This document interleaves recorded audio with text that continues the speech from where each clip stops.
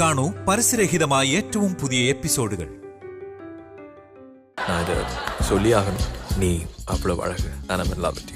ഞാൻ കണ്ടസ്റ്റന്റ് ആയി പോയ സ്ഥലത്തെ ആങ്കർ ആയിരുന്നു ഇദ്ദേഹം. എന്തായാലും എനിക്ക് ഈ ഷോ കഴിയുമ്പോ കുറെ വിധി പറയേണ്ടി വരും.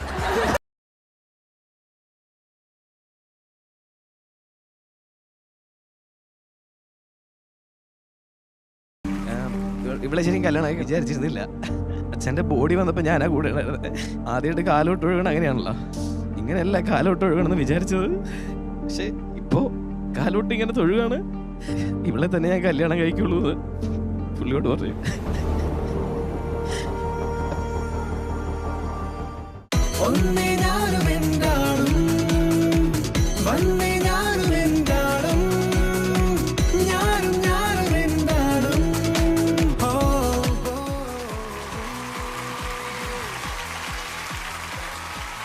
ഹായ് മാലിനി.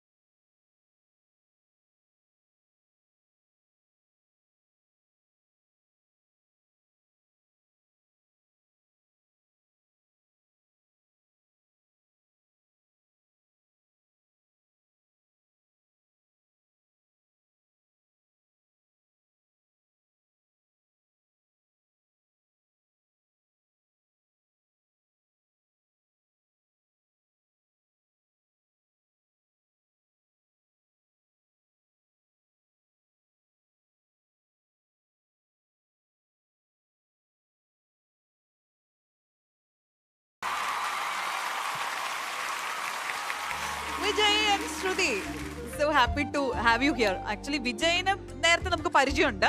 വിജയുടെ വാമഭാഗത്തെ പരിചയപ്പെടാൻ കഴിഞ്ഞാൽ ഭയങ്കര സന്തോഷം. ശ്രുതി ഭയങ്കര എന്താണ്, നമ്മളെ ഗ്രൂമിങ്ങിലൊക്കെ കണ്ടു കഴിഞ്ഞപ്പോഴേ മനസ്സിലായി ഭയങ്കര സ്വീറ്റ് ആൻഡ് ക്യൂട്ട് ആയിട്ടുള്ള, അങ്ങനെയാണോ?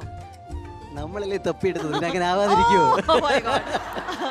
വിജയിനെ നമുക്കിപ്പോ കാലങ്ങളായിട്ട് കണ്ട് വിജയുടെ ഒരു നേച്ചറും വിജയുടെ ഒരു എനർജി എന്താണെന്നുള്ളത് നമുക്കറിയാം. ശ്രുതിനെയാണ് നമുക്ക് കുറച്ചുകൂടി ഡീറ്റെയിൽ ആയിട്ട് അറിയാനുള്ളത്. അപ്പൊ അതിലേക്ക് പോകുന്നതിന് മുമ്പ് നമ്മൾ ഒരു പ്രൊഫൈൽ ഷൂട്ട് ചെയ്തിട്ടുണ്ട്, അത് കണ്ടിട്ട് നമുക്ക് വരാം. ഹലോ, ഹായ്, ഞാൻ വിജയ് അശോക്. പ്രേക്ഷകരിൽ ഒരു കുറച്ച് പേർക്കൊക്കെ എന്നെ അറിയായിരിക്കാം. കുറച്ച് പ്രോഗ്രാംസ് ഒക്കെ അവതരിപ്പിക്കാനുള്ള ഭാഗ്യം കിട്ടിയിട്ടുണ്ട്. ഞാനും എൻ്റെ ആളും. ഇത് ശ്രുതി വിജയ്. ഞാനൊരു ആയുർവേദ ഡോക്ടറാണ്. ഞാനപ്പം പ്രാക്ടീസ് ചെയ്യുമായിരുന്നു. ഇപ്പോൾ മക്കളൊക്കെ ആയി, അപ്പോൾ അതുകൊണ്ട് ഞാൻ എൻ്റെ മദർഹുഡും അതേപോലെ എൻ്റെ കരിയറും ഒരുമിച്ച് കൊണ്ടുപോയിക്കൊണ്ടിരിക്കുന്നു. പോസ്റ്റ് ഗ്രാജുവേഷന് വേണ്ടിയിട്ടുള്ള തയ്യാറെടുപ്പൊക്കെ നടത്തിക്കൊണ്ടിരിക്കുന്നു.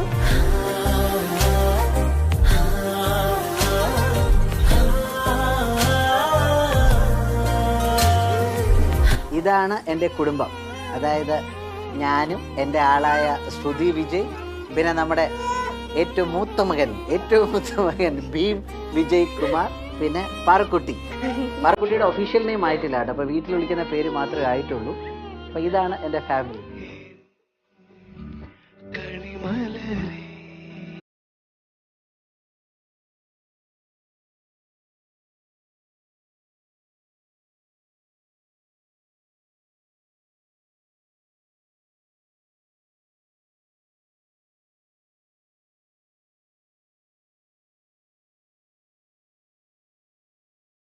വിജയ് ചേട്ടനെ കുറിച്ച് പറയുകയാണെങ്കിൽ എല്ലാവർക്കും കാണുന്നത് ഭയങ്കര ഹാപ്പി ജോളി അങ്ങനെയൊക്കെ ആയിട്ടായിരിക്കും.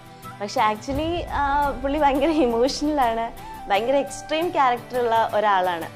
സർപ്രൈസ് തരിക, അതാണ് പുള്ളിയുടെ മെയിൻ ആയിട്ടുള്ള പരിപാടി. അതും നമ്മൾ പ്രതീക്ഷിക്കാത്ത സമയത്ത് പ്രതീക്ഷിക്കാത്ത സിറ്റുവേഷൻസ് ഒക്കെ ക്രിയേറ്റ് ചെയ്യുക, അങ്ങനെയൊക്കെയാണ്.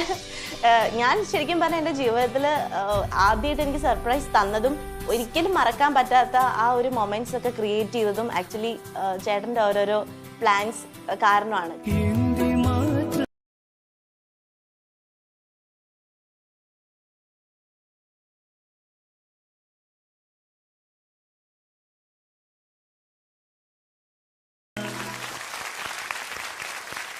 ഞാൻ ശ്രുതിയോട് ഒരു കാര്യം ചോദിക്കട്ടെ. ശ്രുതി ആയുർവേദ ഡോക്ടർ അല്ലേ? പിന്നെ എങ്ങനെയാണ് ഒരു ആങ്കറിനെ കല്യാണം കഴിച്ചത്? അല്ല ലവ് മാരേജ് ആണോ അല്ല വീട്ടിലൊക്കെ എല്ലാവരും അറേഞ്ച് മാരേജ് ആണോ? ആക്ച്വലി അറേഞ്ച് മാരേജ് തന്നെ ആയിരുന്നു. അതായത് ഞാൻ എൻ്റെ കോഴ്സ് എല്ലാം കഴിഞ്ഞ് എനിക്ക് ഇഷ്ടം ആങ്കറിങ്, അതുപോലെ തന്നെ അങ്ങനെയുള്ള മീഡിയ പരമായിട്ടുള്ള കാര്യങ്ങളോടൊക്കെ എനിക്ക് വലിയ താല്പര്യമായിരുന്നു. അപ്പോൾ അങ്ങനെ ഇരിക്കുകയാണ് ഞാനൊരു ചാനലിൻ്റെ ഒരു പ്രോഗ്രാമിന്, ഓണം സംബന്ധിച്ചൊരു പ്രോഗ്രാം ആയിരുന്നു, അതിൽ ഞാൻ കണ്ടസ്റ്റൻ്റ് ആയിട്ട് പോകുന്നത്. അപ്പം ഞാൻ കണ്ടസ്റ്റൻ്റ് ആയി പോയ സ്ഥലത്തെ ആങ്കർ ആയിരുന്നു ഇദ്ദേഹം. പക്ഷേ ഏതൊക്കെ വഴിക്കാ വരുന്നത് ആലോചിച്ച് നോക്ക് അല്ലേ? അല്ല, ആളുടെ സ്ഥലം പാലക്കാടാണ്. ഇപ്പൊ പറയത്തില്ലേ, പാലക്കാട് നല്ല നെല്ലുണ്ടെങ്കിൽ എലി തിരുവനന്തപുരത്തൊന്നും വരും. അപ്പം ലവ് മാരേജ് ആണ് പറഞ്ഞാലല്ലേ? ലവ് മാരേജ് അല്ല, അന്ന് നമ്മൾ പോലും അറിയാതെ അവിടെ ചില അറേഞ്ച്മെന്റ്സ് ഉണ്ടായി. അതിനെ കുറിച്ച് ഇതാ ചേട്ടൻ വിശദമായി പറയും. അത് ഉണ്ടായത് എന്താന്ന് വെച്ച് കഴിഞ്ഞാല്, അന്ന് ആ ഒരു ഓണ സമയത്തായിരുന്നു ഈ പ്രോഗ്രാം നടന്നത്. ആ ഓണക്കാലത്ത് എനിക്ക് ഏറ്റവും പ്രിയപ്പെട്ടതും വിലപിടിപ്പുള്ള ഒന്നായത് എന്നേക്കുമായിട്ട് എൻ്റെ അടുത്തുനിന്ന് പോയി. അപ്പോൾ ദൈവം വിചാരിച്ചു ഇനിയും ഇവന്റെ കൂടെ എന്തെങ്കിലും ഒന്ന് വേണം, അല്ലെങ്കിൽ ആ സമയത്ത് അവനെ ഒറ്റയ്ക്കിടണ്ട, ഒരാളെ അങ്ങ് കൊടുത്തേക്കാവുന്ന. അങ്ങനെയാണ് പാലക്കാടുള്ള ഈ പത്തായത്തിന് എനിക്ക് കാണിച്ചു തന്നത്. അല്ല, അതെന്തായിരുന്നു സംഭവം വിജയ്? അത് പറയാൻ പറ്റണ എന്തെങ്കിലും കാര്യമാണോ?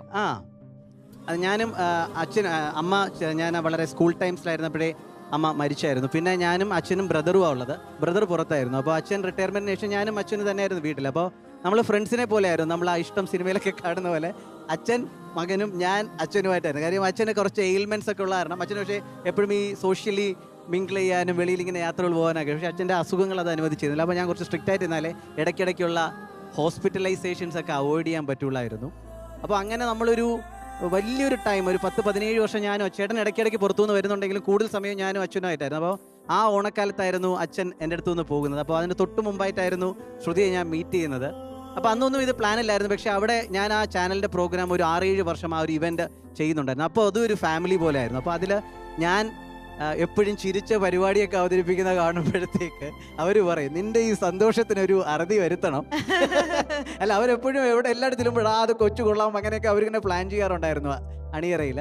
പക്ഷേ ഈ ഒരു പ്ലാനിങ് അത് കൃത്യമായിട്ട് ലാൻഡ് ചെയ്തു. അത് ആ സമയത്ത് അത് ദൈവത്തിൻ്റെ ആ സ്നേഹമായാലും ഇപ്പം വിവാഹമായാലും അത് നമ്മൾ പറയത്തില്ലേ സ്വർഗത്തിൽ വെച്ചത്, സ്വർഗത്തിൽ ദൈവമാണുള്ളത്. അദ്ദേഹം തന്നെയാണ് അത് അറേഞ്ച് ചെയ്തത്. അദ്ദേഹമായിരുന്നു അതിൻ്റെ ഇതെല്ലാളും. അദ്ദേഹം തന്നെയാണ് അത് നടത്തിയത്. അത് എനിക്കിപ്പോഴും ഞാൻ അങ്ങനെ തന്നെയാണ് വിശ്വസിക്കുന്നത്. വിജയ് ഒരുപാട് സർപ്രൈസുകൾ തരാറുണ്ടെന്നുള്ളത് ഇപ്പൊ ശ്രുതി പറഞ്ഞു, നമ്മൾ കേട്ടു. എങ്ങനെയാണ് വിജയ് ഈ സർപ്രൈസ് തരുന്ന ആൾ പൊതുവെ കുറച്ച് റൊമാൻറ്റിക് ആയിരിക്കുമല്ലോ, അങ്ങനെയാണോ? റൊമാൻസ് എന്ന് ഉദ്ദേശിക്കുന്നത് ഇപ്പൊ നമ്മളൊരു പൂ കൊടുക്കുക, അല്ലാന്നുണ്ടെങ്കിൽ എപ്പോഴും പൊന്നെ കരളെന്ന് വിളിക്കുക, അതൊക്കെയാണ് റൊമാൻസ് എന്ന് നമ്മൾ പൊതുവെ ചിന്തിക്കും. പക്ഷേ റൊമാൻസിന് വേറൊരു തലമുണ്ട്. അതായത് കെയറിംഗ്.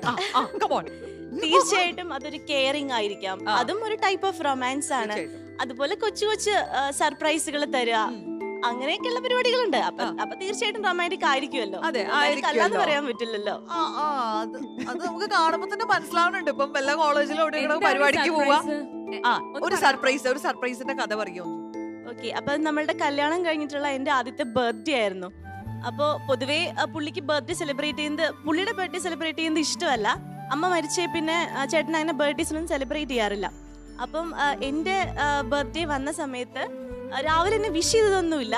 പക്ഷെ അന്ന് എന്നോട് ഉച്ചയ്ക്ക് പറഞ്ഞു, നമുക്കൊരു ഫ്രണ്ടിന്റെ വീട്ടിലേക്ക് പോയിട്ട് വരാം, അവിടെ ഒരു വലിയ അക്വേറിയം ഒക്കെ ഉണ്ട്, അപ്പൊ നമുക്കത് കണ്ടിട്ട് തിരിച്ചു വരാം എന്ന് പറഞ്ഞു. അപ്പൊ ഞാൻ ഓക്കെ, അത് പുള്ളിയുടെ രീതിയാണ്, ഹാപ്പി ബർത്ത്ഡേ ഒന്നും പറയാത്തത് പുള്ളിയുടെ രീതിയാണെന്ന് വെച്ചിട്ട് ഉച്ചയ്ക്ക് നമ്മൾ രണ്ടുപേരും കൂടി അന്ന് ഇറങ്ങി.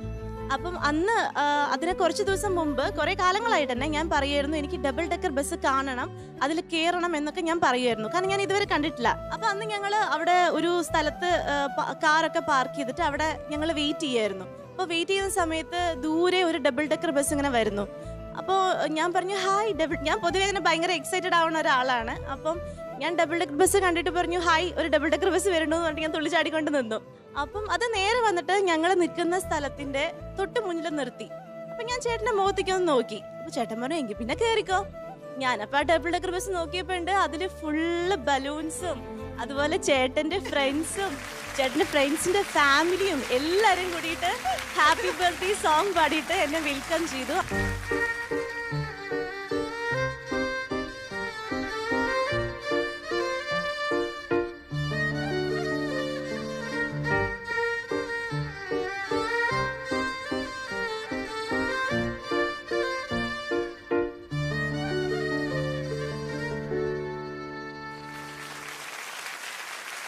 ആരാണ് ഏറ്റവും കൂടുതൽ സർപ്രൈസ് കൊടുക്കുന്നത്? ചേട്ടനാണ്. ചേട്ടനാണ്. രാവിലെ എഴുന്നേറ്റ് ഇന്ന് എന്ത് ചെയ്യാം അങ്ങനെയാണോ അവന്റെ? അല്ല, പക്ഷെ ഓരോ സർപ്രൈസുകൾ തരുമ്പോഴും പുള്ളി നേരത്തെ ജാമ്യം എടുക്കും. എല്ലാ തവണയും ഇങ്ങനെ ആവണം എന്നില്ല, നീ എല്ലാ തവണയും എന്നെ ഇങ്ങനെ പ്രതീക്ഷിക്കരുത് എന്നുള്ള ഒരു കാര്യം എനിക്ക് തോന്നി. വർഷത്തിൽ ഒരു തവണ എന്ന് പറഞ്ഞപ്പോ തന്നെ വലിയൊരു ജാമ്യം എടുപ്പ് ഉണ്ടായിരുന്നത്. എന്തായാലും ദിവസവും നിങ്ങളുടെ ജീവിതത്തിൽ സർപ്രൈസുകൾ ഉണ്ടാവട്ടെ. അത് ഐശ്വര്യത്തിൻ്റെതാവട്ടെ, നല്ല ഒരു മുന്നോട്ടുള്ള യാത്ര ഉണ്ടാവട്ടെ. എന്തായാലും ഈ ഷോ ഞാനും എൻ്റെ ആളും എന്ന് പറയുന്നത് നിങ്ങളൊക്കെ കാണുമ്പോൾ അത് അർത്ഥവത്താണ്. എല്ലാം ഗംഭീരമാവട്ടെ. എല്ലാ ഐശ്വര്യങ്ങളും നേരുന്നു. All the best for the show. Thank you. എന്നാ വിജയ് ഇന്നൊരു സർപ്രൈസ് കൊടുക്കും? ഇന്നൊരു സർപ്രൈസോ? ഇന്നൊരു സർപ്രൈസ് അത് ഞാൻ സാധാരണ സർപ്രൈസ് കൊടുക്കുമ്പോൾ കുറച്ച് സമയമൊക്കെ എനിക്ക് കിട്ടാറുണ്ട്. ഞാൻ കുറച്ച് അണിയറ പ്രവർത്തനങ്ങളൊക്കെ നടത്തി ബഡ്ജറ്റ് വെച്ച് ഒരുക്കി ലൊക്കേഷനൊക്കെ കണ്ടുപിടിച്ചപ്പോൾ എളുപ്പം പറയുമ്പോഴത്തേക്ക് കുറച്ച് സഹിച്ചേട്ടാ, ജോയിച്ചേട്ടാ, ഹരിച്ചേട്ടാ, ദേവചേട്ടാ എന്തെങ്കിലും ഒരു വഴി കണ്ടുപിടിച്ച് താ, അങ്ങനെയൊക്കെ പറയുമ്പോൾ ദൈവം നമ്മുടെ കയ്യിൽ എന്തെങ്കിലുമൊക്കെ കൊണ്ടു തരും അല്ലേ? അപ്പൊ അശ്വതി കുറച്ച് നേരത്തേക്ക് ഈ മൈക്കൊന്ന് പിടിച്ച്.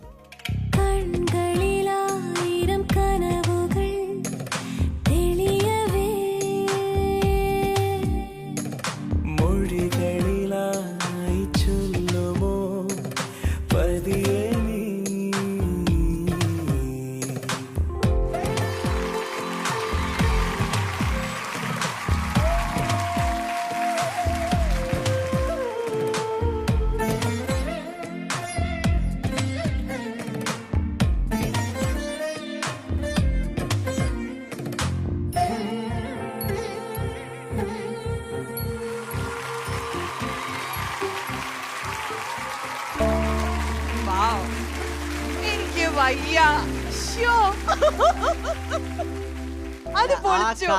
ചുംബിക്കപ്പെടേണ്ട കാലം തന്നെയാണ്. കാര്യം എനിക്ക് വേണ്ടിയായാലും മക്കൾക്ക് വേണ്ടിയായാലും എത്രയോ മണിക്കൂറുകൾ നിൽക്കുകയും ഞാൻ എത്ര ക്ഷീണിച്ചു വന്നാലും ആളും അതിനെക്കാട്ടി ക്ഷീണിച്ചിരിക്കുമായിരിക്കും. ഞാൻ എന്തെങ്കിലും ഹെൽപ്പ് ചെയ്യണമെന്ന് 2 മക്കളെ വീട്ടിൽ നോക്കണം. വളരെ ചെറിയ കുട്ടികളാണ്. അപ്പോൾ അതിനൊന്നും ഒരു തളർച്ച പറയാത്ത ആ കാലുകൾക്ക് നമ്മൾ ഉമ്മയൊന്നും കൊടുത്താൽ പോരാ. നമ്മള് പറയത്തില്ലേ, വെള്ളം കുടിക്കണോടാ, വെള്ളം കുടിക്കണം. അതാണ് സംഭവം. എനിക്ക് കേട്ടോ മിക്കവാറും ഇത് ഈ പ്രോഗ്രാം കഴിഞ്ഞ് ഞാൻ വീട്ടിൽ ചെന്ന് ചിലപ്പം അല്ല ഞാൻ ഒന്ന് പൊട്ടിക്കരഞ്ഞോട്ടെ എന്ന് ഇത്രയും നല്ല ദമ്പതികൾ, എന്റെ പൊന്നെ. ടച്ചോടൊന്നും കൂടെ പറയട്ടോ.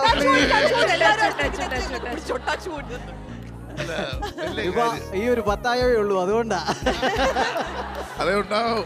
ഒരു കാര്യമുണ്ട് ജോൺ ചേട്ടാ, നിത്യ, നമ്മൾ ഇതിനകത്ത് ഇവരെ സെലക്ട് ചെയ്ത സമയത്തും നമ്മള് ഓക്കെ ഇതിപ്പോ ഇവരുടെ ക്യാമറയുടെ മുന്നിൽ വന്നിട്ട് അങ്ങനെ ഫേക്ക് ചെയ്ത് ഓക്കെ ഞങ്ങൾ ഭയങ്കര സ്നേഹമുള്ള കപ്പിൾസ് ആണ് അങ്ങനെ നോക്കിയിട്ടല്ല നമ്മൾ സെലക്ട് ചെയ്തത്. നമ്മൾ ഇവരോട് സംസാരിച്ച് ഇതിന്റെ പിന്നിൽ ക്രൂ കുറേ വർക്ക് ചെയ്ത് ഇവർ തമ്മിൽ അങ്ങനത്തെ ഒരു റിയൽ ബോണ്ട് ഉണ്ട്, അവർക്ക് അത്രയും നല്ലൊരു സ്റ്റോറി പറയാനുണ്ടെന്നുള്ളത് മേക്ക് ഷുവർ ചെയ്തിട്ടാണ് ഇവിടെ ഇരിക്കുന്ന എല്ലാവരെയും ഇങ്ങോട്ടേക്ക് കൊണ്ടുവന്നിട്ടുള്ളത്.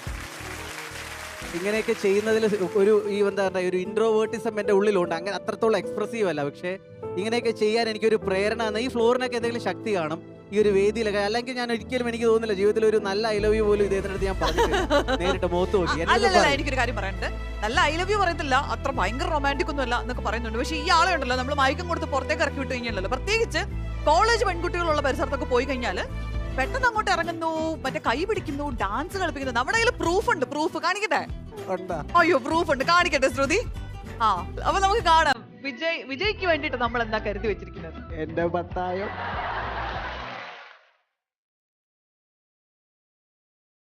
ഓഹോ ഓഹോ ഓഹോ, ഇത് സ്ഥിരം പരിപാടിയാണ്.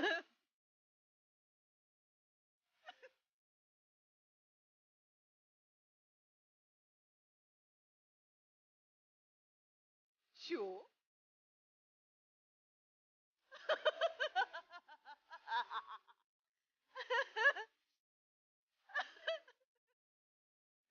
അയ്യാ തീർന്ന് തീർന്ന്.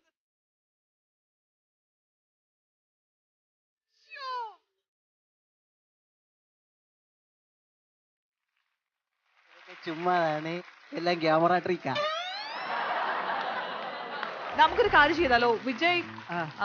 ഇപ്പൊ എല്ലാരെയും ഏതെങ്കിലും സുന്ദരിയായ ഒരു സ്ത്രീയെ കണ്ടു കഴിഞ്ഞാൽ അപ്പൊ തന്നെ കറക്കുന്നു, ഡാൻസ് ചെയ്യുന്നു, പൂ കൊടുക്കുന്നു, പ്രപ്പോസ് ചെയ്യുന്നു. നമുക്ക് നിത്യ ഇവിടെ ഉണ്ട്. നിത്യനെ നമുക്കൊന്ന് വിളിച്ചിട്ട് അതല്ല, അതാവുമ്പോ നമുക്ക് ശ്രുതിയുടെ ലൈവ് റെസ്പോൺസ് കാണുകയും ചെയ്യാം. അതൊരു പ്രശ്നമുണ്ട്. നമ്മുടെ നാടാണെങ്കിൽ വല്ല കുത്തോ വെട്ടേ ഉള്ളൂ. ഇത് ജമ്മു കാശ്മീറാണ്.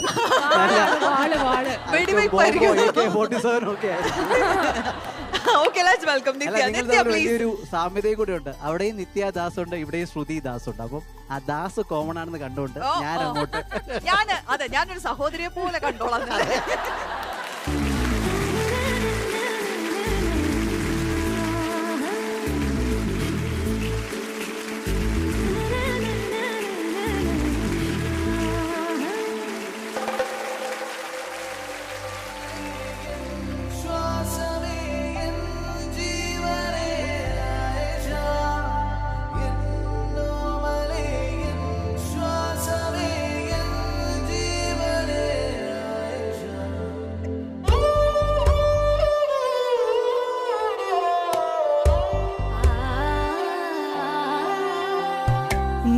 ചിപ്പി പോലൊരു കത്തിനുള്ളിൽ വന്നൊരു കിന്നാര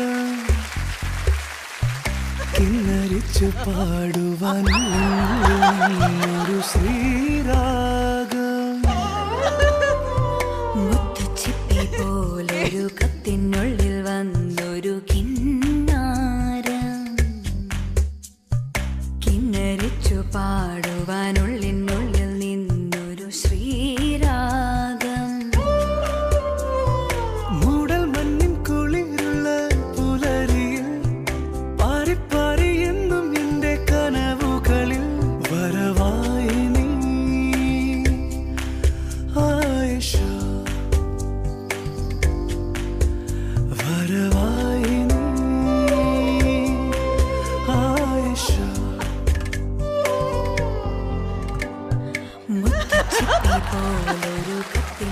thank you so much.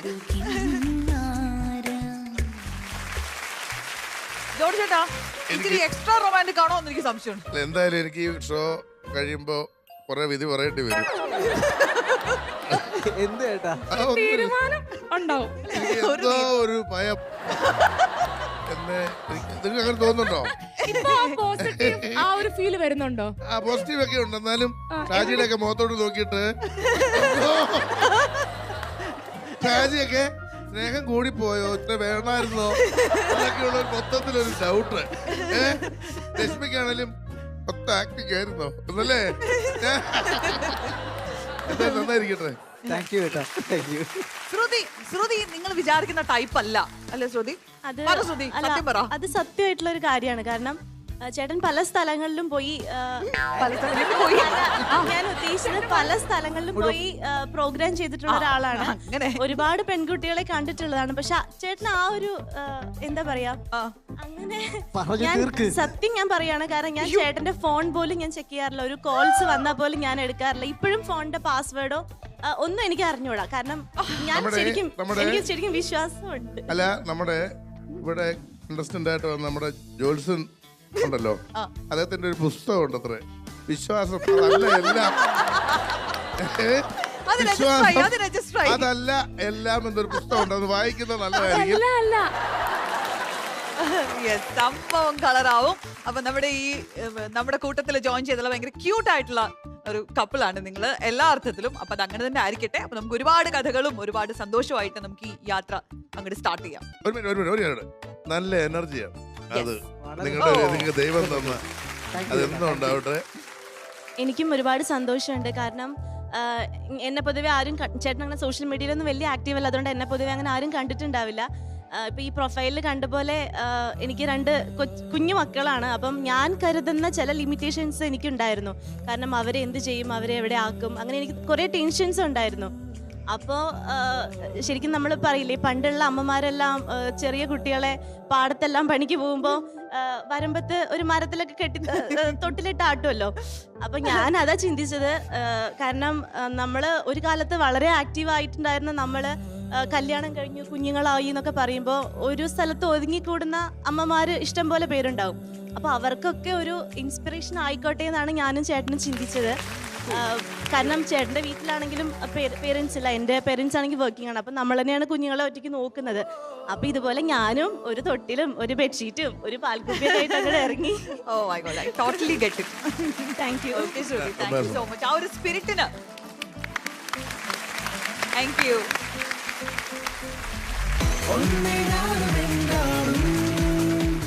C കേരളത്തിന്റെ കയ്യെത്തും ദൂരത്ത് എന്ന പരമ്പരയിൽ നിന്ന് സജീഷ് ആൻഡ് കൃഷ്ണപ്രിയ ഒരിക്കൽ കൂടി നമ്മുടെ വേദിയിലേക്ക് ജോയിൻ ചെയ്യുകയാണ്. നമ്മുടെ ഈ ഒരു ഫാമിലിയിലേക്ക് ജോയിൻ ചെയ്യാൻ പോകുന്ന last and very special couple ആരാണ് എന്ന് നമ്മളോട് പറയാൻ വേണ്ടി.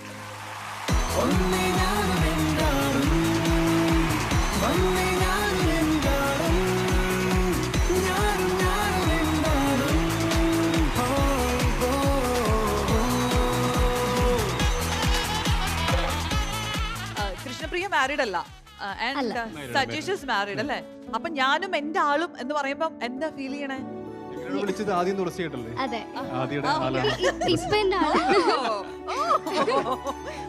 അല്ല, അപ്പൊ നമുക്ക് ഇതുപോലെ ഒരു ആളെ കണ്ടുപിടിക്കണ്ടേ? കൃഷ്ണപ്രിയക്ക് ഒരാളെ കണ്ടുപിടിക്കാനുള്ള പ്ലാൻ ഉണ്ടോ? ഇല്ല, ഇപ്പൊ ഇല്ല, കഴിയട്ടെ, കുറച്ചാലും കൂടി കഴിയട്ടെ, ഒരു 1-2 മാസം കൂടെ കഴിയട്ടെ. അങ്ങനെയാണോ? 2 വർഷം പറഞ്ഞത്, 2 വർഷം കഴിഞ്ഞപ്പോ 2 വർഷം ഞാൻ പറയാൻ തുടങ്ങിയിട്ട് ഒരു 5 വർഷമായി. അത് സാറല്ല, ഇനി നമുക്കൊരു 10 വർഷം കൂടി തന്നെ പറയാം. മതി, പതുക്കെയൊക്കെ മതി. യെസ്. അപ്പൊ സജീഷിന്റെ ആളിനെ കുറിച്ചോ?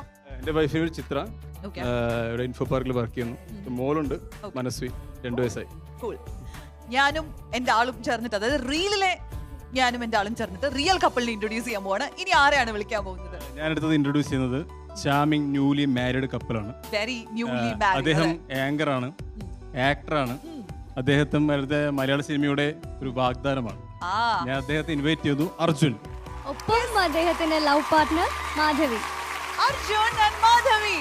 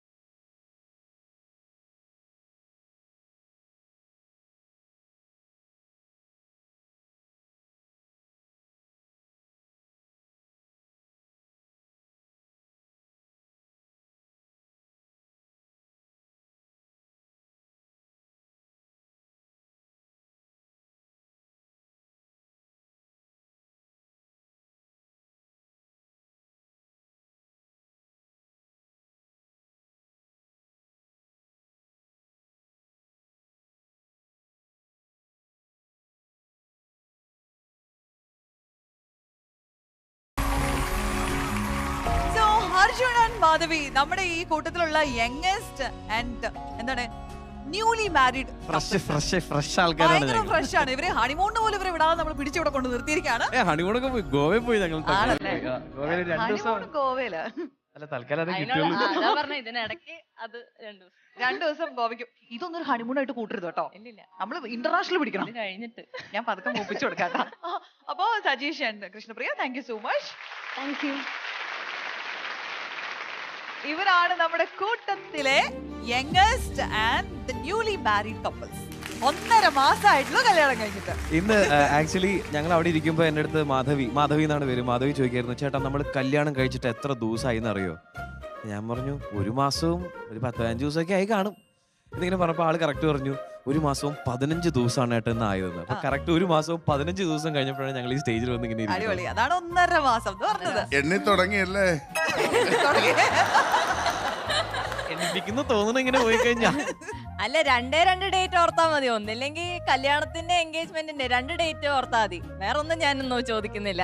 അല്ല, വേറെ ഒന്നും ചോദിക്കില്ല. കുറച്ചാള് കഴിയുമ്പോഴത്തേക്കും വേറൊന്നും ചോദിക്കില്ല എന്നുള്ളൂ കേട്ടോ. അല്ലല്ല, കുറച്ചാള് കഴിയുമ്പം പിറന്നാളായി, മറ്റേ ആദ്യം കണ്ട ദിവസമായി, പിന്നെ ആദ്യത്തെ സമ്മാനം കൊടുത്ത ദിവസം, ഇതൊക്കെ പിന്നെ ചോദിച്ചു തുടങ്ങും.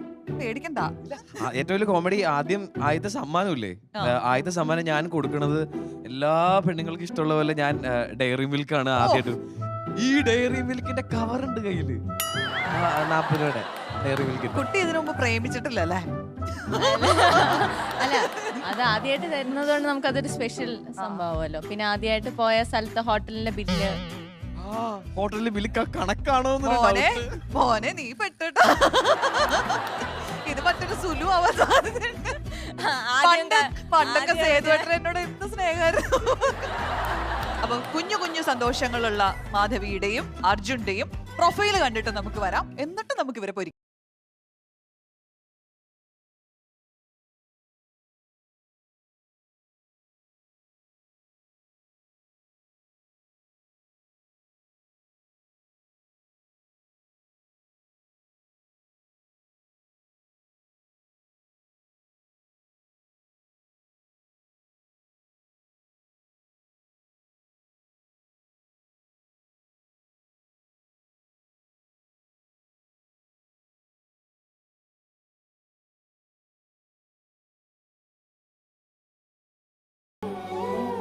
ഹായ്, ഞാൻ മാധവി ബാലഗോപാൽ.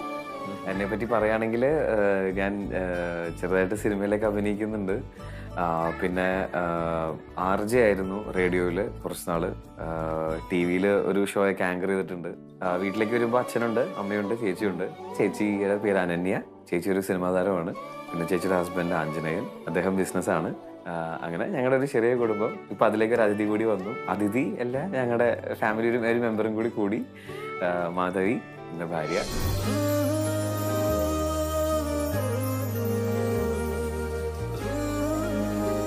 ഞങ്ങളുടെ കല്യാണം കഴിഞ്ഞിട്ട് വളരെ കുറച്ചായിട്ടുള്ളൂ. ശരിക്കും പറഞ്ഞാൽ നമ്മുടെ ഈ ഷോയിൽ ഏറ്റവും അവസാനം കല്യാണം കഴിച്ചിരിക്കുന്ന പുതു മോഡികൾ മിക്കവാറും ഞങ്ങൾ തന്നെയായിരിക്കും. ബാക്കിടിക്കും.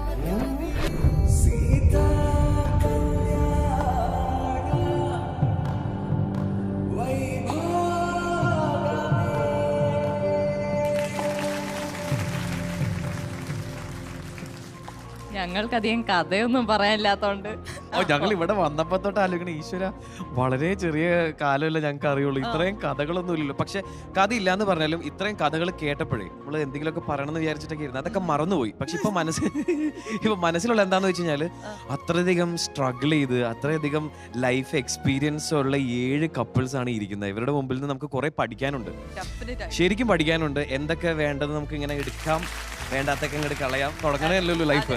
ദേവേട്ടൻ പറഞ്ഞ പോലെ ദേവേട്ടനോട് ഇടയ്ക്ക് സംസാരിക്കണ്ടേ, ഞങ്ങൾ കവിതാപരമായ കുറച്ച് കാര്യങ്ങളൊക്കെ സംസാരിക്കാറുണ്ട് സമയം കിട്ടുമ്പോൾ. അപ്പൊ ദേവേട്ടൻ പറഞ്ഞിട്ടുണ്ടായിരുന്നു അമേരിക്കയിലൊക്കെ എങ്ങനെയാന്ന് വെച്ചാൽ 50 റേഷ്യോയിലാണ് അവിടെ ഡിവോഴ്സ് നടക്കുന്നത്. അപ്പോൾ അത് കേരളത്തിലും ചിലപ്പോൾ അങ്ങനെ വന്നു തുടങ്ങാം. പക്ഷെ അത് വരാതിരിക്കാനായിട്ട് ഈ ഷോ ചിലപ്പോൾ നമ്മളെ അർജുൻ ഇതുവരെ പ്രണയിച്ചിട്ടൊന്നുമില്ലേ? ഇഷ്ടം പോലെ. കുട്ടിക്കൊരു പ്രണയം ഉണ്ടായിരുന്നില്ലേ? പ്രണയം ഉണ്ടായിരുന്നു. എന്നിട്ട് അയാളും തേച്ചു. നമ്മള് ഇവരുടെ പ്രണയത്തെ കല്യാണവും സെലിബ്രേറ്റ് ചെയ്യാനുള്ള പരിപാടിയാണ് ഇതിപ്പം. മറ്റേ അല്ല അപ്പം ഞാൻ അവർക്കൊരു ദുഃഖമില്ല എന്ന് പറഞ്ഞപ്പോ ഞാൻ ഞാനപ്പം ഇത് ഞാനും എന്റെ ആളുമാണ്, ഞാനും മറ്റേ ആളും അല്ല. അല്ല, പുള്ളി വേറെ കല്യാണം കഴിച്ചിട്ട് നല്ല സന്തോഷമായിട്ട് ജീവിക്കുന്നു. എനിക്ക് അല്ല ഞാനപ്പം അത് വേണ്ട, അത് കഴിഞ്ഞ് വന്ന ആലോചനകളൊക്കെ എനിക്ക് വേണ്ട, ഇപ്പൊ തൽക്കാലം വേണ്ടാന്ന് വിചാരിച്ച് നിൽക്കുമ്പോഴാണ് എൻ്റെ കസിൻ, ഏട്ടൻ്റെ ഫ്രണ്ടാണ് കുട്ടു എന്ന് പറഞ്ഞിട്ട്, ഇങ്ങനെ നമ്മൾ കാണാറുണ്ട് കോമൺ ആയിട്ട്. എൻ്റെ ഫോട്ടോ ഇടുന്നത് ഏട്ടൻ കാണും, ഏട്ടൻ്റെ ഫോട്ടോ ഇടുന്നത് ഞാൻ കാണാറുണ്ട്. ഞങ്ങൾ അങ്ങോട്ടും ഇങ്ങോട്ടും ഞാൻ ഫോളോ ചെയ്യുന്നുണ്ടായിരുന്നു ഏട്ടനെ, ഏട്ടൻ എന്നെ ഫോളോ ചെയ്യുന്നില്ല. അങ്ങനെ അറിയില്ലല്ലോ. അത് കഴിഞ്ഞിട്ടാണ് പിന്നെ ഇങ്ങനെ എൻ്റെ വീട്ടിലെ കല്യാണം ആലോചിക്കുമ്പോൾ കുട്ടു എൻ്റെ അടുത്ത് ഇങ്ങനെ പറയാം, ഇങ്ങനെ ഒരാളുണ്ട് എന്ന് പറയാ. ഏട്ടൻ്റെ അടുത്തും ഇവൻ കോമൺ ആയിട്ട് സംസാരിക്കുന്നുണ്ട്. പക്ഷെ ഞങ്ങൾക്ക് സംസാരിച്ച് തുടങ്ങാനായിട്ട്, അതായത് എൻ്റെ വീട്ടിൽ അത്രയും പ്രഷറാണ്. അപ്പം ഞാൻ വിചാരിച്ചു ഓക്കെ ഞാൻ ഒരു മുൻകൈ എടുത്ത് എന്തെങ്കിലും ഒന്ന് തുടങ്ങാം, അല്ലെങ്കിൽ ഞാനായിട്ട് ഒരാളുടെ അടുത്ത് സംസാരിച്ച് നോക്കാം, ചിലപ്പോൾ എനിക്കത് ഓക്കെ ആവുമായിരിക്കാം എന്ന് ഞാൻ ആദ്യമായിട്ട് വിചാരിച്ച് സംസാരിക്കുന്ന ഏട്ടൻ്റെ അടുത്താണ്. പക്ഷെ അത് വർക്ക്ഔട്ട് ആവുമെന്നൊന്നും വിചാരിച്ചിട്ടല്ല. വീട്ടിൽ നോക്കണം, ജാതകം നോക്കണം എന്നാൽ മാത്രമേ. അങ്ങനെ നോക്കി ജാതകം കൈമാറിയപ്പോ 6 പൊരുത്തമുള്ളൂ. അപ്പൊ ഞങ്ങളോട് ചോദിച്ചു 6 പൊരുത്തമുണ്ട്. 6 പൊരുത്തമുണ്ട്, പക്ഷെ ഞങ്ങൾക്ക് മുജ്ജന്മ ബന്ധമുണ്ട്. അതൊക്കെ മുജ്ജന്മ ബന്ധമുണ്ടെന്ന് പറയുന്നതല്ലേ, നമുക്ക് പ്രൂവ് ചെയ്യാൻ പറ്റുന്ന കാര്യമല്ല. വിശ്വസിച്ചോട്ടെ. സത്യമാ. അപ്പം അർജുൻ അറിയപ്പെടുന്ന ഒരു RJ, പാട്ടുകാരൻ, നടൻ, അവതാരകൻ, കുറെ റോൾസ് ഉണ്ട്. പക്ഷെ ഈ RJ റോള് നമുക്ക് ഇവിടുന്ന് ഒന്നും കൂടെ ഒന്ന് പുറത്തെടുക്കാം. അപ്പൊ നമ്മൾ ഇവിടെ ഇരിക്കുന്ന ആളുകൾക്ക് ഒരു ചാൻസ് തരാണ്. നമ്മൾ ഈ ലേറ്റ് നൈറ്റ് റേഡിയോ ഷോസ് ഒക്കെ കേൾക്കാറില്ലേ, ഭയങ്കര പ്രണയാതുരമായി സംസാരിക്കുന്ന ഞാൻ ചെയ്തിട്ടുണ്ട് കേട്ടോ. അങ്ങനെയെങ്കിലും ഞാൻ കേൾക്കട്ടെ. അപ്പൊ അർജുൻ ഇപ്പൊ സപ്പോസ് അങ്ങനത്തെ ഒരു ലേറ്റ് നൈറ്റ് ഷോ ചെയ്യാണെന്ന് വിചാരിക്കാം. ചെയ്തിട്ടില്ല. ലേറ്റ് നൈറ്റ് ഷോ ചെയ്തിട്ടില്ല. ഞാൻ വേണേ സഹായിക്കാം, ഞാൻ ചെയ്തിട്ടുണ്ട്. അപ്പം അങ്ങനത്തെ ഒരു ഷോ ചെയ്യാന്ന് വിചാരിക്കാം. അതിനൊരു ഇൻട്രോ ഒക്കെ പറയൂ. നമ്മളിപ്പോ പ്രണയം ബേസ് ചെയ്തിട്ടുള്ള ഷോ ആണ്. അപ്പൊ ഈ ഇരിക്കുന്ന ആളുകളൊക്കെ നമ്മുടെ ലിസണേഴ്സ് ആണ്. ഇവർക്ക് ചിലപ്പോൾ എന്തെങ്കിലും കാര്യങ്ങൾ ഈ RJയോട് ചോദിക്കാനുണ്ടായിരിക്കും, ഒരു പാട്ട് പ്രിയപ്പെട്ടവർക്ക് ഡെഡിക്കേറ്റ് ചെയ്യാനുണ്ടായിരിക്കും. അപ്പൊ ഞങ്ങളൊക്കെ വിളിക്കാം. ഒരു ജിംഗിളൊക്കെ പ്ലേ ആയി. വിട്ടോ. ചൂടാതെ പോയി നീ, നിനക്കായി ഞാൻ ചോര ചാറി ചുവപ്പിച്ചുരൻ പനിനീർ പൂകൾ. കാണാതെ പോയി നീ, നിനക്കായി ഞാൻ എൻ്റെ പ്രാണന്റെ പിന്നിൽ കുറിച്ചിട്ട വാക്കുകൾ. ബാലചന്ദ്രൻ ചുള്ളിക്കാടിന്റെ വരികളാണ്. ലവ് നൈറ്റ്സിൽ ഇന്ന് നിങ്ങളോടൊപ്പം ഈ രാത്രി ഞാനാണ് അർജുൻ. എപ്പോഴും പ്രണയത്തിന് 2 ഇമോഷൻസ് ആണുള്ളത്. നമ്മളിപ്പോൾ ഈ കേട്ട വരികൾ പോലെ തന്നെ ഇതിലും 2 ഇമോഷൻസ് ആണ് വർക്കായിരിക്കുന്നത് അല്ലേ. ഒരു പ്രണയമുണ്ട്, അതുപോലെ തന്നെ ഒരു വിരഹം, ഒരു നഷ്ടപ്രണയത്തിൻ്റെ ഒരു മൂഡുണ്ട്. നിങ്ങൾ ആ വരികൾ ശ്രദ്ധിച്ചിരുന്നെങ്കിൽ നിങ്ങൾക്ക് മനസ്സിലാവും. നമ്മുടെ ഇടയിൽ ജീവിക്കുന്ന മനുഷ്യർക്കും ഇതുപോലെ പ്രണയത്തിൻ്റെ 2 ഭാവങ്ങൾ അവർ പരിചയിച്ചിട്ടുണ്ടാവാം. ഒന്ന് ഒരു വിജയിച്ച പ്രണയത്തിൻ്റെയും ഒന്ന് പരാജയപ്പെട്ട പ്രണയത്തിൻ്റെയും. ഇന്ന് തന്നെ വിളിക്കാനുള്ള എൻ്റെ ശ്രോതാക്കൾക്ക് എന്തൊക്കെയാണ് പറയാനുള്ളതെന്നും കൂടി കേൾക്കാം. അവരുടെ പ്രണയത്തിനെ പറ്റി കേൾക്കാം. ഫസ്റ്റ് കോളർ അർജുൻ ഒരു കോൾ ഉണ്ട്, കണക്ട് ചെയ്യട്ടെ. കണക്ട് ചെയ്തു. ഹലോ ഹലോ ഹലോ അർജുനേട്ടനാണോ? അതെ. അയ്യോ സോറി, ഞാൻ മൂടി മാറിയല്ലേ. ഹലോ. അതെ, എനിക്ക് ചിലതൊക്കെ പറയാനുണ്ടേ. പറഞ്ഞോളൂ, കുഴപ്പമില്ല. ഞാനൊരു കണ്ണൂരുകാരിയാണേ കേട്ടോ. കണ്ണൂര് എവിടെയാണ്? കൂത്തുപറമ്പല്ലോ അല്ലേ? ഇല്ലില്ല, കൂത്തുപറമ്പല്ല, കൂത്തുപറമ്പിനടുത്തായിട്ട് വരും. പിന്നെ ഒരു മുൻജന്മ പ്രേമക്കാരിയാണേ ഞാൻ. കുട്ടിയുടെ പേര് പറഞ്ഞല്ലോ ഇതുവരെ ആയിട്ടും. എന്റെ പേരോ? എന്റെ പേര് പ്രേമലോലിത. പ്രേമലോലികക്ക് ഇതുവരെയായിട്ടും പ്രണയം ഉണ്ടായിട്ടുണ്ടോ? ഉണ്ടല്ലോ. ഓക്കെ. പ്രേമലോലികയുടെ ഈ ഒരു വാക്കുകൾ കേൾക്കുമ്പോ എനിക്ക് എന്റെ പഴയ കാലങ്ങളൊക്കെ ഓർമ്മ വരുന്നു. അർജുനേട്ടാ പറയൂ. ഈ രാത്രി ഇങ്ങനെ ഒറ്റയ്ക്കിരുന്നേ ഇതൊക്കെ പറയുമ്പോ എങ്ങനാ ഇത്? പ്രേമലോലിക ഒരു കാര്യം ആലോചിക്കണം, ഇത് കുറെ പേര് കേൾക്കുന്നൊരു ഷോയാണ്. അതുകൊണ്ട് തന്നെ അതിരുകൾ വിടാതെ സൂക്ഷിക്കണം.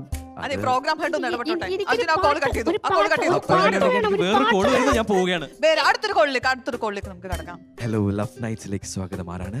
ഹലോ. ഹലോ, പറയൂ. ഞാൻ എറണാകുളത്ത് നിന്നാണ്. പറയൂ, എന്താ പേര്? എന്റെ കല്യാണം കഴിഞ്ഞിട്ട് 10 വർഷമായി. അപ്പൊ ഇന്ന് ഞങ്ങളുടെ വെഡിങ് ആനിവേഴ്സറി ആയിരുന്നു. പകല് ഫംഗ്ഷൻ എല്ലാം കഴിഞ്ഞ് സുഖമായിട്ടൊന്ന് കിടന്നുറങ്ങാൻ വേണ്ടിയായിരുന്നു. അപ്പൊ ഞങ്ങൾക്ക് നല്ലൊരു പ്രണയഗാനം. ഒത്തിരി പഴയ ഗാനങ്ങളൊക്കെ ഇഷ്ടപ്പെടുന്ന ഒരു വ്യക്തിയാണ്. ചേട്ടന്റെ പേര് പറഞ്ഞില്ലായിരുന്നു? എന്റെ പേര് ഭാർഗവൻ. ഓക്കെ, ഭാർഗവൻ ചേട്ടന് ഭാർഗവന്റെ ഭാര്യയെ കാണുമ്പോൾ ഏറ്റവും ആദ്യം മനസ്സിലേക്ക് ഓടിയെത്തുന്ന അതേ പാട്ട് തന്നെ ഞാൻ പ്ലേ ചെയ്യാം. ഏതാന്ന് പറയൂ. അത് ഒത്തിരി പാട്ടുണ്ട്, പക്ഷെ എനിക്ക് ശാന്തമായിട്ട് ഇന്നത്തെ ദിവസം ഭയങ്കര ക്ഷീണം, ടയേർഡ്, ഫംഗ്ഷനൊക്കെ കഴിഞ്ഞുകൊണ്ട് സുഖമായിട്ട് ഉറങ്ങുന്നുണ്ട്. ഒരു പാട്ട് ഞാൻ ആവശ്യപ്പെടുന്ന പാട്ട് വെച്ച് തരുമോ? ഉറപ്പായിട്ടും, നമ്മുടെ കയ്യിലുണ്ടെങ്കിൽ ഉറപ്പായിട്ടും വെച്ചു പറയൂ. ഏതാണ്? ഗുപ്ത്. ഏതാണ്? അതാണോ? അത് എനിക്ക് സമാധാനമായിട്ട് കിടന്നുറങ്ങാനില്ല. ഈ പണ്ടാരത്തിന്റെ കൂർക്കമ്പലി കാരണം എനിക്ക് കിടന്നുറങ്ങാൻ പറ്റുന്നില്ല. ആ പാട്ടൊന്ന് വെച്ച് തരുമോ? പക്ഷേ ഭാർഗവൻ ചേട്ടാ, ആ ഒരു പാട്ട് നമുക്ക് ഈ സമയത്ത് പ്ലേ ചെയ്യാൻ പറ്റില്ല. എനിക്കറിയാം അങ്ങനെ പാട്ട് റെയർ ആയിരിക്കും. നാളെ രാവിലെ കലക്കൻ റീചാർജിൽ ഒന്ന് വിളിക്കാമോ? വേറൊരു പാട്ട് പറഞ്ഞാൽ വെച്ച് തരുമോ? ഏതാണ്? ഡേഞ്ചറസ്. എന്റെ ജോലി കളയരുത് ഭാർഗവൻ ചേട്ടാ. ഇല്ലെങ്കിൽ കുറഞ്ഞ പൈസക്ക് എവിടെയെങ്കിലും റൂം കിട്ടുമെന്നെങ്കിലും ഒന്ന് പറഞ്ഞു തരുമോ?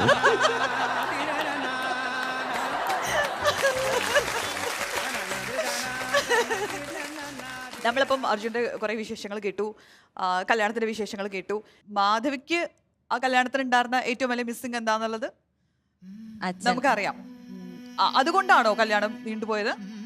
ആക്ച്വലി അതുകൊണ്ട് തന്നെ അതുകൊണ്ടാണ് കല്യാണം നീണ്ടുപോയതും ഈ കല്യാണം നടക്കാൻ കാരണം ഒരു ഫാക്ടറാണ്. കാരണം ഈ ഒരാള് തന്നെയാണ്, ഞാൻ പറഞ്ഞല്ലോ, ഞാൻ പലതും വേണ്ടാന്ന് വെച്ചിട്ട് അവസാനം വീട്ടുകാരുടെ നിർബന്ധത്തിനാണ് കല്യാണത്തിന് ഓക്കെ പറഞ്ഞതെന്നുണ്ടെങ്കിൽ പോലും നമുക്ക് ഓക്കെ ഇന്ന ആള് മതി, ഇനി വേറെ ഒരാളെ പറ്റി ഞാൻ ചിന്തിക്കുന്നതേ ഇല്ല എന്ന് തീരുമാനിച്ചത് ശരിക്കും പറഞ്ഞു കഴിഞ്ഞാൽ അച്ഛൻ മരിച്ച ഒരു 3 days ഭയങ്കര ബുദ്ധിമുട്ടായിരുന്നു. കാരണം ഇതുപോലെ അമ്മയും കോവിഡായിട്ട് ദുബായിൽ, അമ്മ വീട്ടിലായിരുന്നു, അച്ഛൻ ഹോസ്പിറ്റൽ ICUലായിരുന്നു. അമ്മയ്ക്കും ബോഡിയുടെ കൂടെ ഇങ്ങോട്ട് വരാൻ പറ്റിയില്ല, അച്ഛൻ്റെ ബോഡി തന്നെയാണ് വന്നത്. ഞാനും എനിക്കൊരു അനിയനാണ്, ഞങ്ങൾ രണ്ടുപേരും കൂടെ തന്നെ മാനേജ് ചെയ്യണം. ഫാമിലി മെമ്പേഴ്സൊക്കെ ഉണ്ടെങ്കിൽ പോലും അമ്മയെ പോലും ഇല്ലാതെ ഞങ്ങൾ രണ്ടുപേരും തന്നെ മാനേജ് ചെയ്യണം. ആ ഒരു 3 days എനിക്ക് ഭയങ്കര സ്ട്രഗിളായിരുന്നു. ഭയങ്കര ഞാനത് എങ്ങനെ, എനിക്കിപ്പോഴും അറിഞ്ഞൂടെ ഞാനത് എങ്ങനെ സർവൈവ് ചെയ്തു ആ 3 days എന്നുള്ളത്. കാരണം അമ്മയ്ക്കും വയ്യാതെ കിടക്കാണ്, അമ്മയ്ക്ക് വരാൻ പറ്റില്ല. അപ്പൊ ഭയങ്കര അച്ഛൻകുട്ടിയാണ്. അപ്പൊ എനിക്ക് ഏട്ടനാണ് ആ ഒരു 3 ദിവസം കണ്ടിന്യൂസ് ആയിട്ട് ഉറങ്ങാതെ എൻ്റെ കൂടെ ഉണ്ടായിരുന്നത് ഏട്ടനായിരുന്നു. ആ ഒരു ടൈമിലാണ് ഓക്കെ ഞാൻ എന്തൊക്കെയാണെങ്കിലും ലൈഫിൽ ഇപ്പം ഓക്കെ ഏട്ടൻ പറയും ഇടയ്ക്ക് ഫിലിം ഫീൽഡാണ്, ഒരുപാട് സ്ട്രഗിൾസ് ഉണ്ട്, നീ വിചാരിക്കുന്ന പോലെ ഒരു ലൈഫ് ആയിരിക്കില്ല. എനിക്ക് അതൊന്നും എനിക്കൊരു ഇഷ്യൂ അല്ല. രക്ഷപ്പെടുന്ന വരെയുള്ള ഒരു ടൈം ഉണ്ടല്ലോ, അതെ, രക്ഷപ്പെടുന്നത് വരെ നീ കുറച്ചൊന്ന് കഷ്ടപ്പെടേണ്ടി വരും. എനിക്കതൊന്നും ഇഷ്യൂ ഇല്ല, എനിക്കതൊന്നും അല്ല. എനിക്ക് അച്ഛന് പകരം കിട്ടിയ ആ ടൈമിൽ, എനിക്ക് അച്ഛന് പകരം എൻ്റെ കൂടെ നിൽക്കാൻ കിട്ടിയ ഒരാൾ, ഞാൻ എന്തൊക്കെ സ്ട്രഗിൾസ് വന്നാലും ഞാൻ കൂടെ നിൽക്കുമെന്ന് ഞാൻ അപ്പം വിചാരിച്ചിട്ടുണ്ട്. ഇനി ഞാൻ അങ്ങോട്ട് അങ്ങനെ തന്നെയായിരിക്കും. എന്തായാലും മാധു ഇവിടെ വന്നു, മാധുവിന്റെ കഥകൾ പറഞ്ഞു, നിങ്ങൾ രണ്ടുപേരുടെയും കഥകളൊക്കെ ഷെയർ ചെയ്തു. നമുക്ക് മാധുവിനെ ഭയങ്കര ഇഷ്ടപ്പെട്ടു. അതുകൊണ്ട് ഞങ്ങൾ അയ്യടാ അതുകൊണ്ട് നമ്മൾ മാധുവിനെ ഇവിടെ വെച്ചിട്ടൊരു സ്പെഷ്യൽ സമ്മാനം കൊടുക്കാൻ പോവാണ്. അത് കൊടുക്കാൻ എനിക്ക് അവരെ രണ്ടുപേരെയും കൂടെ, നമ്മുടെ 2 കുടുംബാംഗങ്ങളെയും കൂടെ നമുക്ക് വേണം. ജോണി ചേട്ടാ and Nithya, please join us on the floor.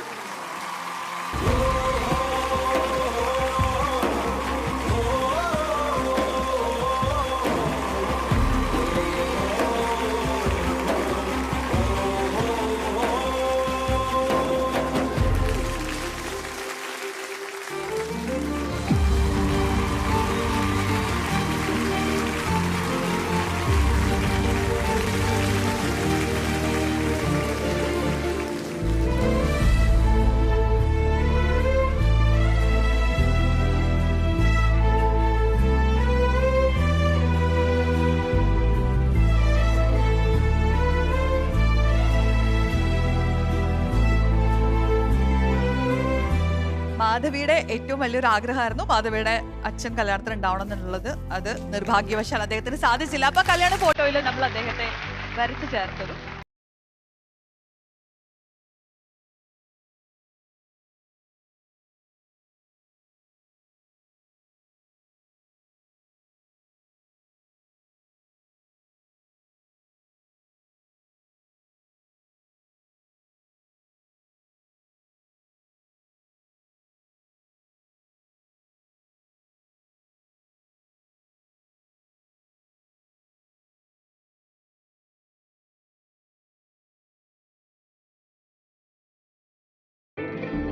ഞാൻ പെട്ടെന്ന് ആലോചിച്ചെന്നറിയോ, ഇവിടെ ശരിക്കും കല്യാണമായി വിചാരിച്ചിരുന്നില്ല. അപ്പോൾ അച്ഛൻ്റെ ബോഡി വന്നപ്പോൾ ഞാനാ കൂടെ ഉണ്ടായിരുന്നത്. അപ്പോൾ ഞാൻ ആദ്യമായിട്ട് കാലോട്ട് ഒഴുകണം അങ്ങനെയാണല്ലോ. ഞാൻ പറഞ്ഞു ഇങ്ങനെയല്ല കാലോട്ട് ഒഴുകണമെന്ന് വിചാരിച്ചത്, പക്ഷെ ഇപ്പോൾ കാലോട്ട് ഇങ്ങനെ തൊഴുകാണ്, ഇവളെ തന്നെ ഞാൻ കല്യാണം കഴിക്കുള്ളൂ എന്ന് പുള്ളിയോട് പറഞ്ഞു.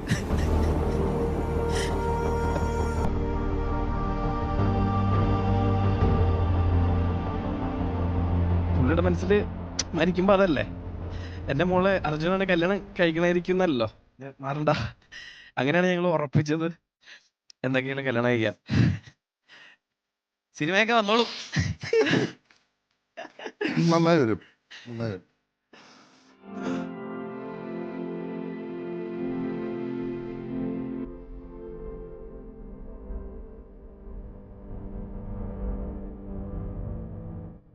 അപ്പോ ശരിക്കും പറഞ്ഞാൽ നമ്മുടെ സന്തോഷം, സങ്കടം ഇതൊക്കെ ഷെയർ ചെയ്യുന്നത് നമ്മുടെ ഫാമിലിയോടൊപ്പം ആവുമ്പോഴാണ് അല്ലെ അതിന് ഏറ്റവും കൂടുതൽ ബ്യൂട്ടി ഉണ്ടാവുന്നത്. അപ്പൊ ഈ കൂടെ നിൽക്കുന്നവർ ഒരു ഫാമിലി ആയിട്ട് നമുക്ക് ഫീൽ ചെയ്ത് തുടങ്ങുന്ന മൊമെന്റിലാണ് അവരുടെ സങ്കടങ്ങളിലും സന്തോഷങ്ങളിലും നമുക്ക് അതേ ഇമോഷൻ നമുക്കത് എക്സ്പീരിയൻസ് ചെയ്യാൻ പറ്റുള്ളൂ. എനിക്ക് തോന്നുന്നത് നമുക്ക് ഇപ്പൊ തന്നെ ആ ഒരു കണക്ട് നമുക്ക് വന്നു തുടങ്ങിയിട്ടുണ്ട്.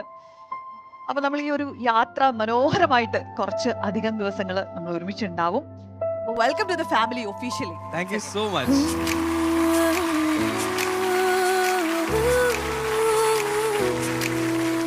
ഞാൻ ഈ 3 പേരെയും കൂടി വേദിയിലേക്ക് ക്ഷണിക്കുകയാണ് നമ്മുടെ ഈ ഫാമിലിയോടൊപ്പം ഇവിടെ സ്റ്റേജിൽ ജോയിൻ ചെയ്യാൻ. പ്ലീസ് ദിലീപേട്ട, ജോണി ചേട്ടാ ആൻഡ് നിത്യ.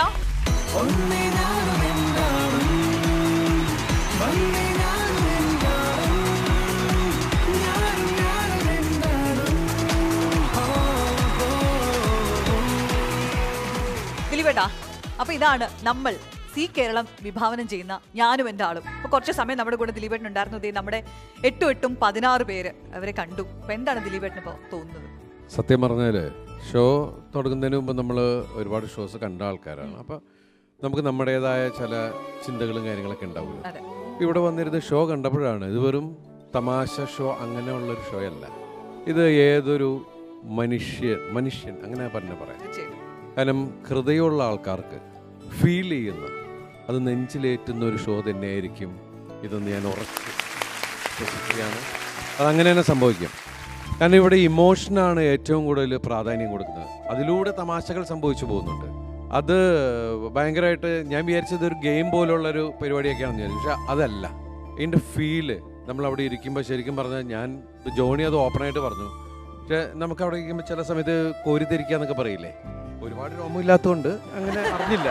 പക്ഷേ അതിൻ്റെ ഒരു ഫീലില്ലേ, എനിക്ക് ഭയങ്കരമായിട്ട് ഫീൽ ചെയ്തു. ഓരോ ആൾക്കാരുടെ ഇമോഷൻ, അവരുടെ ഒരു തുറന്ന് പറയുന്ന ആ ഒരു സംഭവം. ഞാൻ നേരത്തെ പറഞ്ഞില്ലേ, ഈ ഷോ കഴിയുമ്പോൾ ശരിക്കും ഭയങ്കരമായിട്ട് ഇഷ്ടം കൂടാൻ സാധ്യതയുണ്ട് എന്ന് പറഞ്ഞത് വെറുതെ അല്ല. കുറച്ച് സമയം കൊണ്ട് അത് ഫീൽ ചെയ്യുന്നുണ്ട്. അപ്പോൾ ശരിക്കും ഇതൊരു ഇമോഷണൽ ഷോയാണ്. എന്ന് വെച്ചാൽ ഇതിലെല്ലാം ഉണ്ട്. ഇതൊരു മാസ് ഷോയായി മാറും. ദൈവം അനുഗ്രഹിക്കും. താരജോഡികളുടെ പ്രണയവും ജീവിതവും നിങ്ങളുടെ മുന്നിലേക്ക് എത്തുന്നു, അല്ലെങ്കിൽ നമ്മൾ എത്തിക്കുന്നു എന്ന് നമ്മൾ പറയുണ്ടായി. അപ്പോൾ അതിൻ്റെ ചില ഗ്ലിംസ് മാത്രമാണ് നിങ്ങൾ ഇന്ന് കണ്ടിട്ടുള്ളത്. ഇവരൊക്കെ മനോഹരമായ ഒരു ജീവിതത്തിലൂടെ ഇങ്ങനെ കടന്നു പോയിക്കൊണ്ടിരിക്കുന്ന ആളുകളാണ്. അപ്പോൾ ഇവരുടെയൊക്കെ ജീവിതത്തിലുള്ള ഒരുപാട് കഥകളും കാര്യങ്ങളും അവർ കടന്നു പോയിട്ടുള്ള ഇമോഷനും ജീവിതം എന്ന ഈ ഒരു റോളർ കോസ്റ്റർ റൈഡും ഒക്കെ നമ്മൾ അവരുടെ കൂടെ നിന്ന് കാണാൻ പോവുകയാണ്, അറിയാൻ പോവുകയാണ് ഇനിയുള്ള ദിവസങ്ങളിൽ. സോ ഇതാണ് ഞാനും എൻ്റെ ആളും. കൂടെ നിന്ന് പിന്നിച്ചേക്കണേ.